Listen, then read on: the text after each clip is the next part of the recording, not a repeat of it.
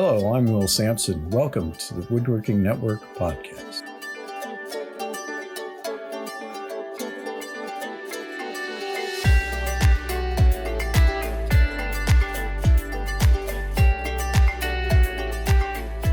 Welcome to the Woodworking Network podcast, where we explore the business of woodworking and what it takes to succeed. I'm Will Sampson. This episode is sponsored by the Veneer Tech Craftsman's Challenge. Today we will continue my interview with award-winning art furniture maker Scott Grove, but before we get back to Scott, let's talk about learn, adapt, change, and prosper. Woodworking has to be one of the very oldest of crafts. It dates back to when the first primitive human picked up a stick to use as a tool, and then figured that somehow changing that stick by resizing, reshaping, sharpening, or selecting a better stick entirely would help in some task. As time went on, we humans learned that different kinds of wood worked better for different kinds of tasks. We learned how to build things out of wood, using the natural attributes of this amazing material to its best advantage. And as we soon learned to make other tools out of stone and eventually metal, we learned to apply those tools to shaping wood. Now jump forward a few millennia to the current age. We have brought a completely new world of technology to bear on our woodworking. Computerized electronic tools now shape wood in ways primitive people could never imagine. Instead of just removing material, we are using additive processes such as 3D printing to build things up from scratch. That also brings us to where we are even changing the material itself, figuring out methods of recombining wood fibers to engineer new wood products, and using wood production processes to manipulate other materials besides wood. All of this really is just a continuation of the same basic process of learning, adapting, and changing to meet new realities, either of our own making or out of our control. The current coronavirus pandemic is a case in point. No one predicted or could have predicted the massive impact it would have on everyone in our way of life, including woodworking. Yet woodworkers do learn, adapt, and change. I've been amazed at how fast so many shops have pivoted to some other kind of production to help in this health crisis. Norwalk Furniture in Ohio is making protective face masks and medical gowns. Timberlane in Pennsylvania shifted from window shutters to face shields. Kindle in Michigan is sewing masks that cover N95 masks to prolong their usefulness. Urban Plow Furniture in Arizona has been making intubation boxes. Cooper Enterprise in Ohio is making cut-to-size cashier shields. The list goes on and on. In some cases, state designations of woodworking companies as essential or non-essential have pushed shops to close or change production to officially recognized and supported activities. But most are taking the outbreak in much the same way that they would take on any challenging woodworking project. For some, the challenge is crucially existential. How to keep staff on board with little or no cash flowing in. How to deal with customers, coworkers, and business contacts while maintaining safe distances. What to do with downtime when there is no way to keep production going. And then there is the uncertainty of what things will look like on the other side of this crisis. What will the economy do? Will customers be ready and waiting to help get business back on track? Or will we have to develop whole new avenues of production and markets? As big as these challenges are, I'm still optimistic. Woodworkers constantly learn, adapt, and change. And that's how they will prosper in the long term. That's how all of us can come out better on the other side. Before we get to Scott Grove, let's pause for a word from our sponsor. The Veneer Tech Craftsman's Challenge has become the premier competition for creative woodworking in the world. With thousands of dollars in prize money, the competition honors the best veneer woodworking in furniture, cabinets, architectural millwork, and specialty products. There are even categories for first-time entrants and student work.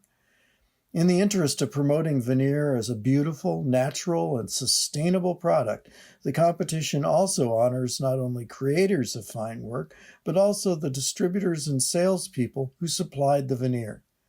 The deadline for entries is June 1, so don't delay. Go to woodworkingnetwork.com/challenge and enter today. Now let's get back to our interview with Scott Grove about how woodworking shops are dealing with COVID-19. Now, we've known each other for quite a few years, and one of the things I've always appreciated is your positive, pragmatic, and optimistic attitude, not to mention your sense of humor. How do you, You've seen them, huh? How do you keep it up in a situation like this? Well, it might just be my nature. I do have this saying, I don't know where the line is until you cross it. Find the line and then cross it. So that's on my T-shirts. And my wife is a great editor because she has to be careful. I don't mean to be insensitive. Just with this COVID, I've come up with some, creative little videos talking about, showing, I don't say I'm making fun, but they're good tips, like, hand sanitizer. Okay, it's only as good as it is handy. So I made this little holster out of duct tape and a clothes hanger, and I got this holster that hooks on my belt. And when I go out, before I touch anything, I'm squirting my hands, and I touch something, and after I touch it, I squirt it again. And I made a couple of videos on how to make your own face shield. And I did this about a week ago. And at the time, that people were kind of, oh, that's kind of stupid. And now I hear on the news that doctors are actually doing the exact thing. I don't know if they're using my videos or not. It's kind of pretty straightforward, but using packing tape and saran wrap, you can make your own face shield, and you paper clip it or duct tape it to a baseball cap, and now you got a face shield. And this is a very serious event. I mean, it's people are kind of, I don't want to wear it, look stupid. Well, you want to look stupid, or you want to kill somebody. I mean, this is very serious, and these are sort of creative ways of DIY kind of stuff. But in my videos, I have some fun, where I do a split screen, and with a hand sanitizer, I kind of walk up to myself, and I'm doing the elbow bump sort of thing. So I'm trying to have some fun there. I used to be a professional clown, so it's in my nature to have some fun.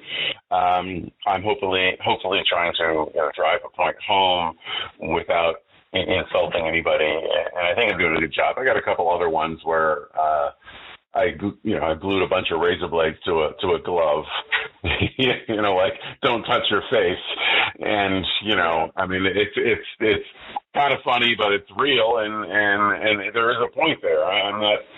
I don't want to make light of this. In fact, I'm not making light of it, and trying to educate everybody because, you can have this disease or this virus and not be symptomatic, meaning you don't have to show any signs, and spread it.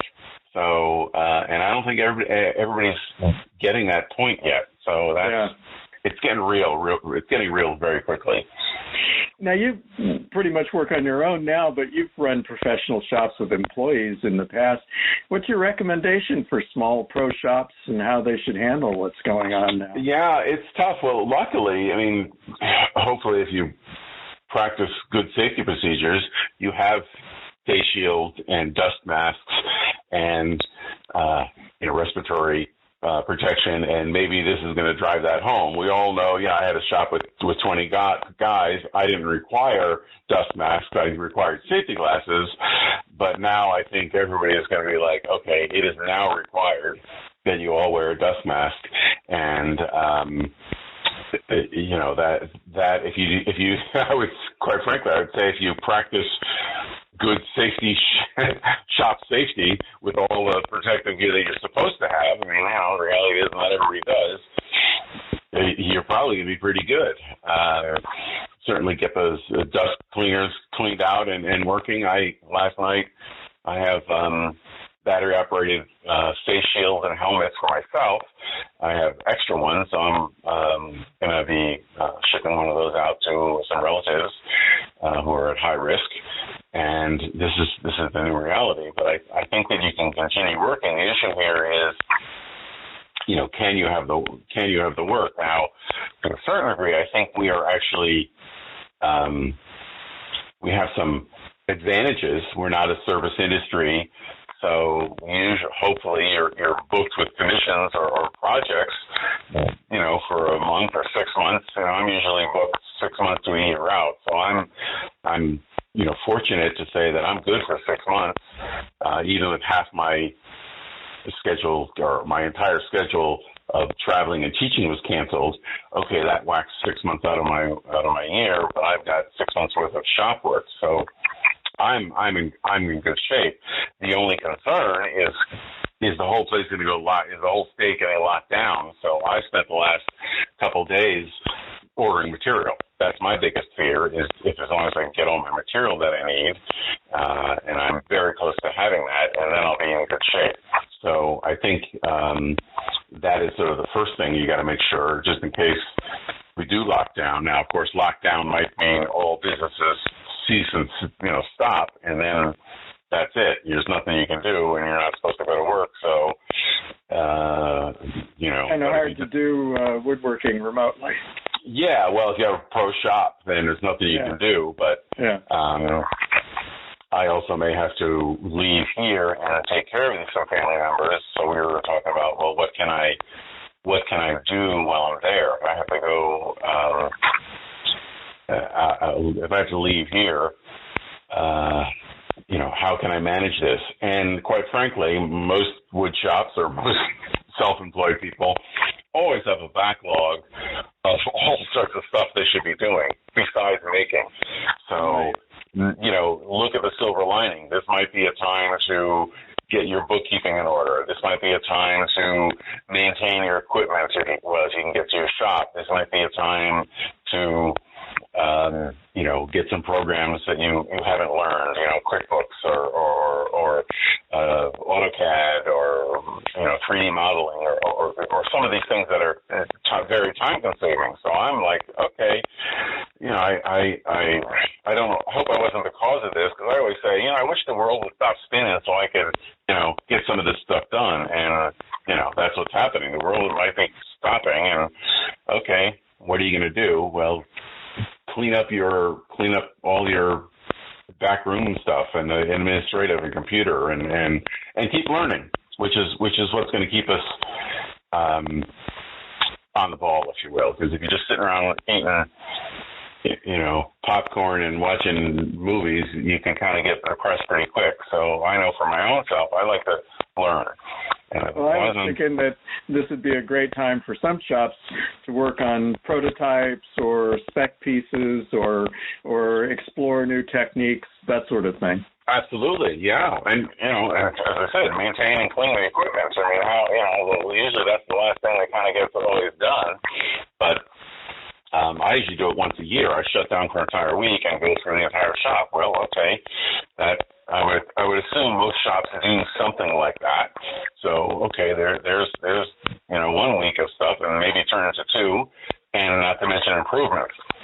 I always would like to improve the shop, and okay, so let's slow the curve down, right? So that's sort of what we got to do here: stretch things out, use this opportunity to clean up the shop and get things ready. Yeah, there's always prototypes or testing that you might want to do, and it's a hard reality. So it'd be a great opportunity to work on a special piece, like something that you might submit to a competition like the Veneer Tech Craftsman's Challenge. And even though I'm a judge for that, that's exactly what I'm doing this week. Is there's a interlocking spiral match veneer that I specialize in, and I always want to do a little jewelry box. I'm usually doing the larger pieces with this, and they're all commissions, and I never have a piece that I can carry around. So this week, that's exactly what I did this week, is that's been in the back of my mind.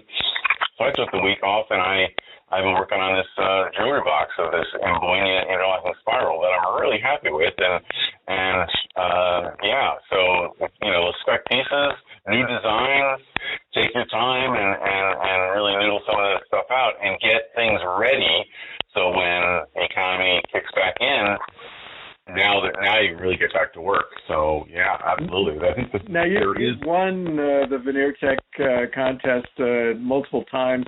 I have, yeah. Were all the pieces that you entered regular work done for clients, or were they spec pieces, or something special that you did for the contest? Let's see, I won 4 of them. 1, 2, 3. I think 3 were commissions, and 1 was a spec piece, which was my compound veneering, actually extreme compound veneering, where I took a mold of the nude female model, then I made a fiberglass casting of that model torso, and then I veneered it with 2 pieces of veneer. So as you know, veneer only bends like a sheet of paper in one axis. So you can make a cylinder, but you can't make a ball.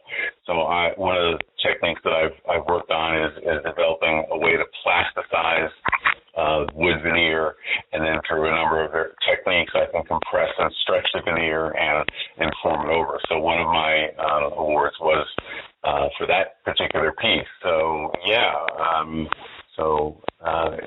sometimes, and that, again, was just something I had some time, and I wanted to give this a try, and I was happy to be very successful with that. That's great. Now, you mentioned that you're judging again this year for that contest. Can you give some recommendations to entrants to have a better chance of success?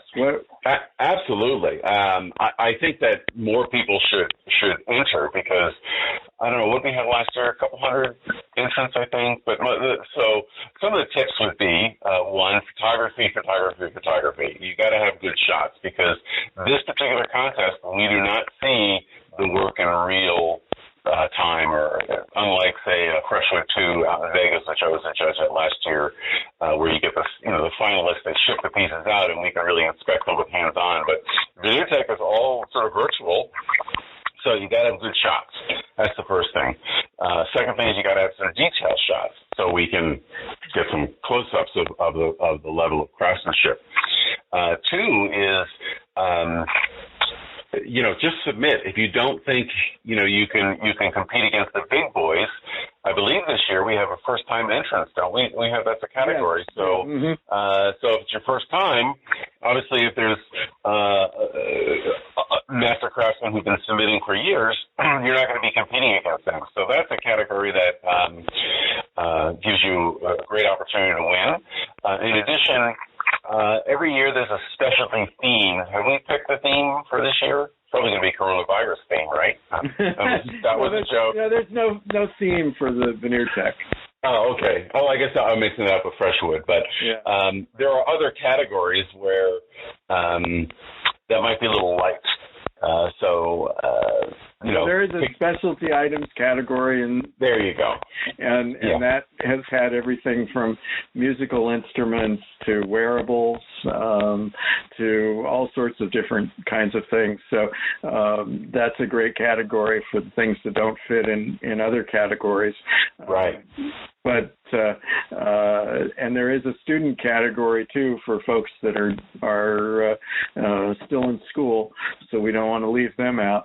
And I think that's for the students, it's a great resume builder. I mean, boy. Well, we've had a couple of years where a student won the grand prize. So there's some spectacular work coming from folks that are just starting out, as well as the work that's being done by people that have been in the industry for a long time. And the money's not bad either. So I think the Veneer Tech may be the biggest purse of any woodworking competition. It's thousands of dollars. I think it's it's nothing to shake a stick at. And I think it was $12,000 we paid out last year, something like that. And certainly to a student who's trying to make their way, boy, this is a great, as I said, a great resume. Your title line and get you going. So. Not to wrap things up on a negative note, but especially from your positive perspective and pragmatic perspective. Assuming this virus thing eventually goes away, what do you see as the future of small shop professional woodworking? Yeah, interesting. Well, I do think that sort of the maker movement is sort of giving a big boost to craftspeople in general. And I think there's an appreciation for handmade work. So I think there is a need for that, and service is important. So I think the small shop is one thing a small shop can provide better than, I don't want to knock any big box stores, but large furniture stores or maybe even the larger shops, is that they can really provide service, and it's one thing that I think people appreciate these days. It seems like customer service is really going on a toilet. So if we keep that in the forefront, where you want to go buy, a couch or something, the salesman's not coming to your house and looking at the space and sitting down with you and talking about what you would like. So small shops can really provide service. So I do think there's hope. Don't get me wrong, it is not easy being a craftsperson, period, and it's a lot of work. So we're in it for the love of it, and hopefully we can make a decent living out of it. But I do think there's a resurgence. I do think that there's an interest in handmade and appreciation in handmade work.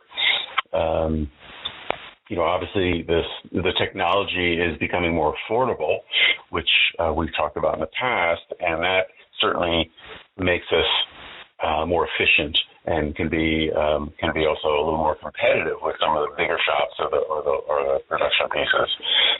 So I think there's hope with a combination of those two items. Well, that sounds great, and I appreciate you taking time out of your day to do this, and I hope things work out with your relatives, and we will stay in touch, virtual, if not face-to-face. Yeah. I appreciate you having me on, and I hope everybody enjoys this. I'm going to give a shameless plug. So speaking of virtual, everybody should have a website. So scottgrove.com is my personal work, and then I have an educational channel, which is imagingrove.com, and then all the social media platforms and YouTube and all that. So stop in and say hi. I have a free newsletter there, so happy to keep everybody and I can say that Scott's videos are always entertaining. Yes, thank you. And they're all intended to be good fun, so that's my Absolutely. Thank you much. Okay, thank you. Well, stay healthy, wealthy, and wise, and just pick one of those. Sounds good. Good. Okay. That's it for today. You can find all of our podcasts at woodworkingnetwork.com and in popular podcast channels. Thanks again to today's sponsor, Veneer Tech Craftsman's Challenge. If you have a comment or a topic you'd like us to explore, contact me at will.sampson@woodworkingnetwork.com. Thanks for listening.